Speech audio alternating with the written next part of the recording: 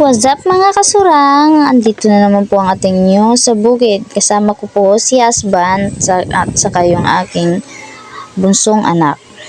Dito po kami para kumuha ng sample sa mani kung pwede na ba silang bunutin. Ang bilis ng translation ni ating nyo. Naglalakad na Pupunta na po ako doon yan sa pagbubunutan po namin. Pagkukuhaan ng sample po sa mani kung mura pa ba ito o matanda na ito, pwede na po bang ibenta. Ngayon, naglalakad na po ako dyan papunta doon sa dulo. Dito po kami nagumpisa kasi po ito po yung unang tinanim ng biyanan ko. Kaya yan po, yung nagbibideo po sa akin, nagrereklamo, ang bilis ko po daw maglakad. Ayan, naghanap na po ako niyan ng pagbubunutan ko po. Kaso naisip ko, mas maganda po dun sa pinakadulo para sakaling magbunot man po kami, hindi na po kami magkalito-lito.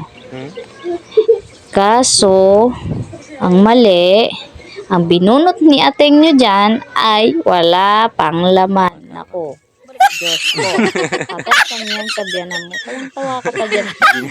Lagot ka niyan. Hindi natutubo yan, tinanim mo pa.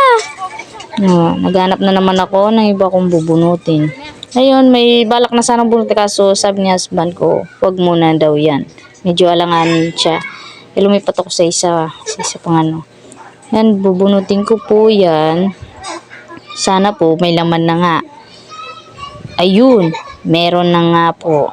Kaso ang problema, mura pa po. Ayan guys. So, thank you for watching. Bye-bye.